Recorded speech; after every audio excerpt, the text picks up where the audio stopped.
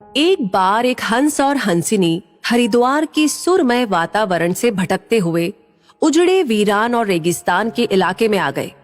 हंसिनी ने हंस को कहा कि ये किस उजड़े इलाके में आ गए हैं? यहाँ ना तो जल है, न जंगल, न ही ठंडी हवाएं हैं। यहाँ तो हमारा जीना मुश्किल हो जाएगा। भटकते भटकते शाम हो गई तो हंस ने हंसिनी से कहा कि किसी तरह आज की रात बिता लो, सुबह हम लोग हरिद्वार लौट चलेंगे। रात हुई तो जिस पेड़ के नीचे हंस और हंसिनी रुके थे उस पर एक उल्लू बैठा था। वो जोर से चिल्लाने लगा। हंसिनी ने हंस से कहा, अरे यहाँ तो रात में भी सो नहीं सकते, ये उल्लू चिल्ला रहा है। हंस ने फिर हंसिनी को समझाया कि किसी तरह रात काट लो, मुझे अब समझ में आ गया है कि ये इलाका वीरान क्यों है।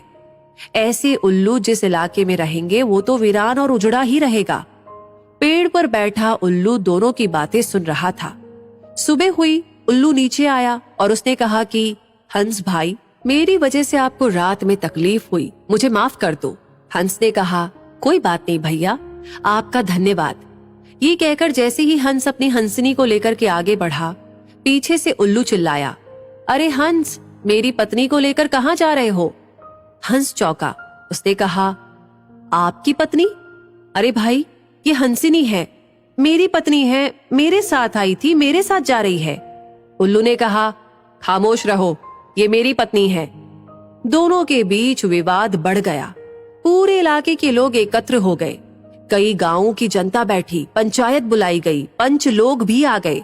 बोले, भाई किस बात का विवाद है? लोगों ने बताया कि उल्लू कह रहा है कि हंसिनी उसकी पत्नी है और हंस कह रहा है कि हंसिनी उसकी पत्नी है। लंबी बैठक और पंचायत के बाद पंच लोग किनारे हो गए और कहा कि भाई बात तो यही सही है कि हंसिनी हंस की ही पत्नी है, लेकिन ये हंस और हंसिनी तो अभी थोड़ी देर में इस गांव से चले जाएंगे।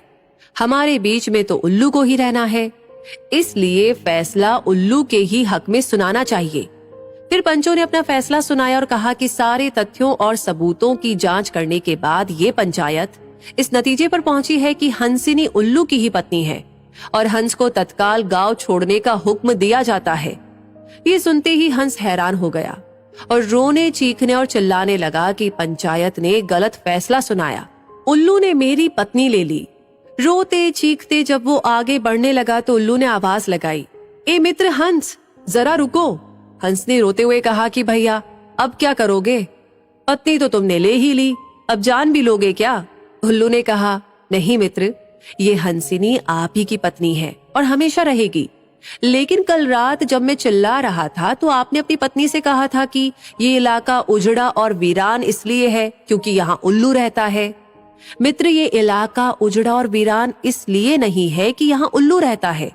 ये इलाका उजड़ा और वीरान इसलिए है क्योंकि यहाँ पर ऐसे पंच रहते हैं जो उल्लुओं के हक में फैसला सुनाते हैं। शायद 65 साल की आजादी के बाद में भी हमारे देश की इस बुरी दशा का मूल कारण यही है कि हमने उम्मीदवार की योग्यता न देखते हुए हमेशा ये हमारी जाति का है, ये हमारी पार्टी का है, इसके आधार पर अपना फैसला उल्लुओं के ही पक्ष में सुनाया है। देश की बदहाली और बुरी हालत के लिए कहीं ना कहीं हम भी जिम्मेदार हैं।